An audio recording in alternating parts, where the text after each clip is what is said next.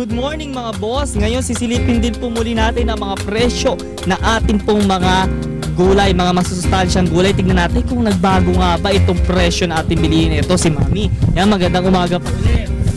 Ang mga presyo kang kamatis ay 15 isang kilo. Opo, 15 po. 15 ang kilo, ang sili 30 isang kilo. Yung kalamansi 50, may 40, depende sa klase.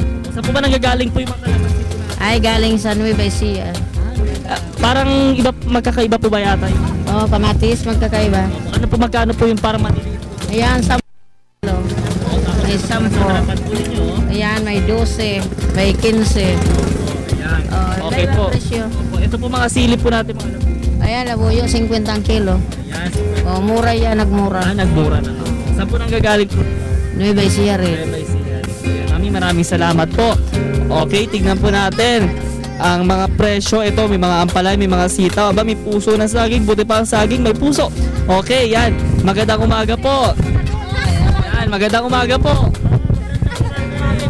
Habang pumunta pa dito si ate mga boss, nakikita nyo po ngayon na dito po sa area natin na may mga fresh na fresh po. Ito pong mga ating mga gulay. Okay, tingnan natin, tanongin na natin kung nasa magkano po ito po mga presyo na ating mga gulay, mga sariwa. Kaya mga boss, ano pa hinihintay niyo, mamili na kayo dito. Yan, magandang umaga po.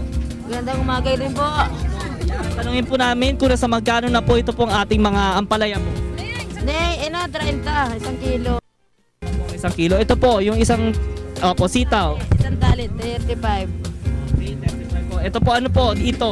Pipino, Nasa magkano po? 15 isang kilo. Itong isang kilo. Dito po, 20 ang papaya. maya. Okay, ito po mga puso. 30 isang kilo. Dito po, ito. 10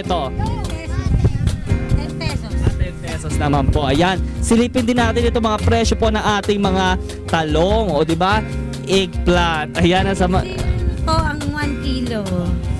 Mahal po ba? Hindi naman, tamang presyo lang. Presyo lang din po. Ito po, ano pong gulay po ito? Matola, Hola, magkano po? 15 rin ang 1 kilo. Ang 1 kilo. Ito, tignan po natin itong din sa presyo po natin mga malalaking palay. Kaya 30 pesos 1 kilo.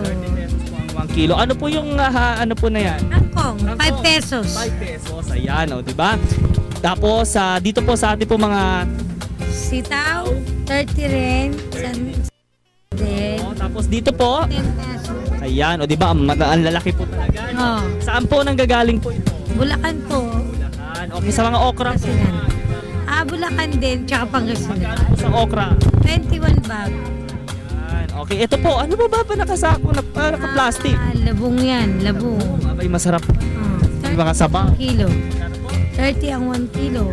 30 po ang 1 kilo. Okay. Mami, imbitahan nyo nga po yung mga kababayan po natin na mamili po dito po sa area. Mga kababayan ko sa Maynila, bumili na kayo dito sa Riverview Market. Mura lang dito. Ayan. Ako, Mami, maraming sa pangalan po ninyo po. Inesa po. Ayan, kasama po si Mami at ating mga suki mula doon sa una, pangalawa, pangatlo at buong area po dito. Para sa Telebisyon ng Bayan, ako po si Julius Isamporo na nagsasabing, Good morning, boss!